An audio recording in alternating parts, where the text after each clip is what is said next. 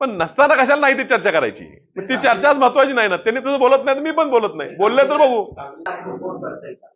ते पहा, आम्हाला स्वतःच्या कर्तृत्वावर, जनतेच्या प्रेमावर विश्वास आहे.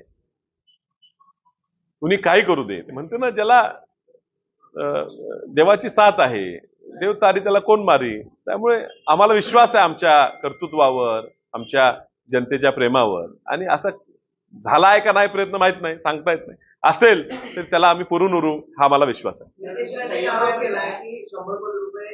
काँग्रेसकडे मागणी केली आहे आणि पुण्यातील काँग्रेसच्या पदाधिकाऱ्यांनी त्यांना फोन केला होता. मी पैसे मागितलेत काय 100 कोटी रुपये? हे बघा, निवडणुकीच्या काळात भाजप हा काँग्रेसच्या उमेदवाराला घाबरलेला आहे आणि त्यामुळे कुठलाही दबाव तंत्र टाकून ह्या ठिकाणी काँग्रेसनी लढू नये ह्यासाठी खासदारांनी आणि भाजपनी देव पाण्यात ठेवलेले आहेत. हे प्रयत्न करत राहतात. त्यातला हा एक भाग आहे हे आम्ही समजतो. त्यामुळे त्यांच्या बोलण्याला आम्ही सिरियसली गांभीर्यपूर्ण घेत नाही आणि शिवसेनेनेही घेऊ नये असं मला वाटतं.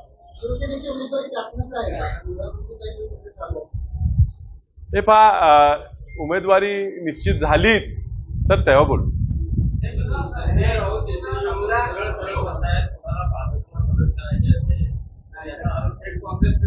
मी बोललो ना, मी म्हटलो हे पहा, आपण सांगलीत येता, सांगली आपण कबुली केलं, त्यांनी कबुली केले की सांगलीत काँग्रेसची ताकद जास्त आहे, कबूल केलं.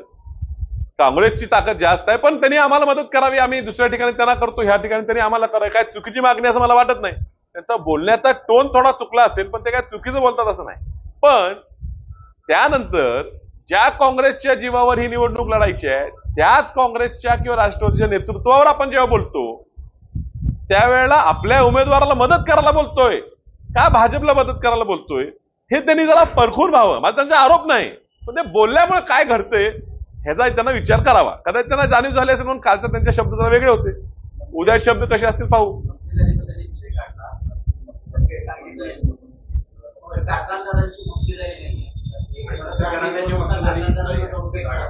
नाही, मग तो विषय तेच म्हणलो, तो त्या विषयावर पुन्हा बोलू. अजून निर्णय झाला नसल्यामुळे त्याच्यावर बोलणं उचित नाही. विक्रम दादा आता बोलते. उद्या बोलू.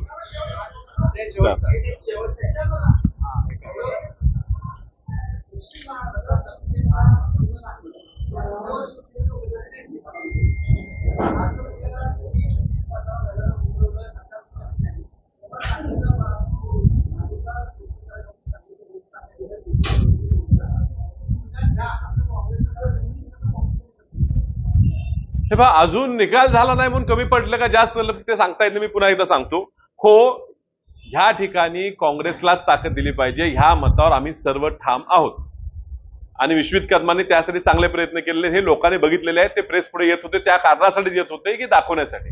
त्यामुळे जनतेचा आवाज त्यांनी लोकांपर्यंत पोहोचवायचा, माध्यमांपुढे पोहोचवायचं काम त्यांनी विश्वित कदमांनी केलं.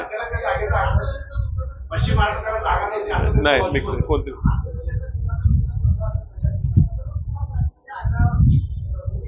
ती कळलेली नाही आम्हाला. ती कळेल तर मी तेच म्हणलो, जेव्हा मला कळेल की ह्याच्या मागे नेमका आग्रह काय होता त्यावेळी मी तो लपून ठेवणार नाही, मी तो खुला बोलणार. तो अजून मला पूर्णपणे कळलेला नाही की वाद हा फक्त पश्चिम महाराष्ट्रात आम्हाला जागा पाहिजे, पश्चिम महाराष्ट्र म्हणजे सांगली, सातारा, कोल्हापूर, सोलापूर ह्या परिसरातच जागा पाहिजे होती हा होता का कोल्हापूरच्या बदल्यात आम्हाला एक कुठली जागा पाहिजेच, हवीच तो होता. पण हवेच होती तर ती सांगलीच का निवडली? सातारा का मागितलं नाही? सातारा पुरुषोत्तम जाधव त्यांचे उमेदवार एवढे वर्ष लढत होते, त्यांच्यावर उमेदवारी होता, तीच का मागितलं नाही? सोलापूर का मागितलं नाही? सोलापूर काँग्रेसकडे होती, सोलापूर ही पडली होती. महाराष्ट्रात सांगली हा असा मतदारसंघ आहे जो 16 वेळा काँग्रेस जिंकलेली आहे. हा महाराष्ट्रातल्या सगळ्यात सक्सेसफुल काँग्रेसची सीट आहे. 16 वेळा ही आणि नंदुरबार या दोनच जागा अशा आहेत ज्या 16 वेळा, 17 लोकसभा झालेत, निवडणुका ज्यादा झाल्या असतील, 16 वेळा जिंकलेली ही सांगलीची सीट आहे. भारतात सुद्धा अशा 2-4 जागा निघतील ज्या 16 वेळा काँग्रेसची जिंकलेल्या आहेत. ही जागा त्यांनी का मागावी? त्यांनी सोलापूर मागावी. गेले 7 टर्मपैकी 5 वेळा ती सीट पडली होती, सोलापूर का मागितलं नाही? पुन्हा 5 वेळा पडली होती, पुन्हा का मागितलं नाही? सातारा का मागितलं नाही? त्यांचं संघटन तिथं जास्त आहे, का मागितलं नाही? हा उत्तर मला कळलं असतं तर मी आज बोललो असतो. शंका येते मात्र उत्तर नाही.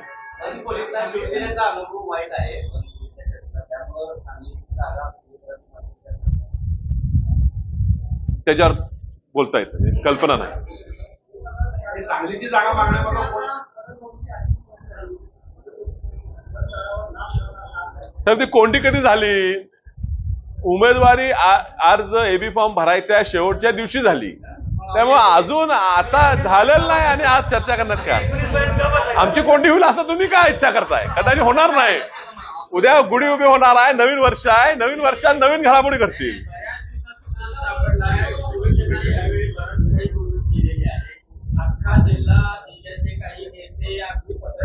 मला ही भरपूर बोलायची इच्छा आहे, मात्र आज मुद्दा खूप महत्वाचा आहे. विश्वजित कदम हे काँग्रेस पक्षाचे मोठे नेते आहेत. त्यांनी जी लढाई लढली ही काँग्रेस पक्षाच्या सामान्य कार्यकर्त्यासाठी. विशाल पाटील हा महत्व नव्हता. ही जागा काँग्रेस पक्षाकडे राहिली पाहिजे ह्या मुद्द्यासाठी ते मांडत होते. उमेदवार कोण आहे का विशाल पाटलांचा जन्मसिद्ध अधिकार आहे, हेच लढलं पाहिजे असं काय नाही.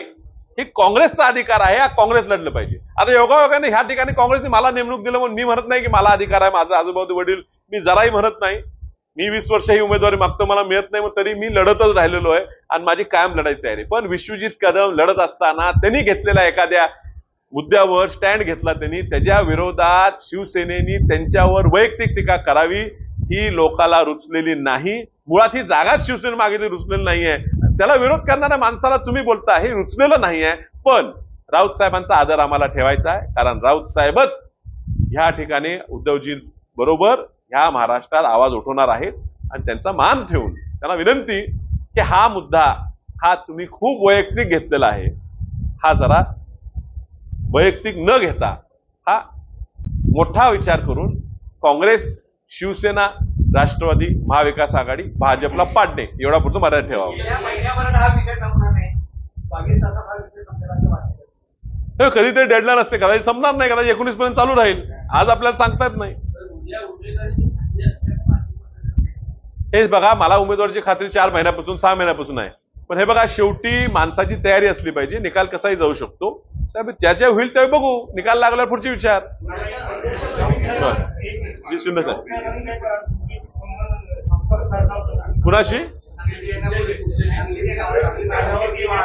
सांगली दिलेली नाही, त्यामुळे त्याला कुणी संपर्क साधला होता? नाही नाही, राऊत साहेबांची माझं बोलणं नाही, मला फोनही आला नाही, माझ्या फोनवर मिस्ड कॉलही दिसत नाही.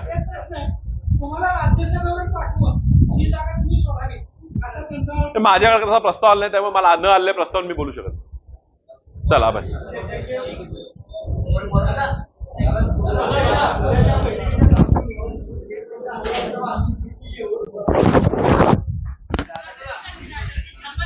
अध्यक्ष अध्यक्ष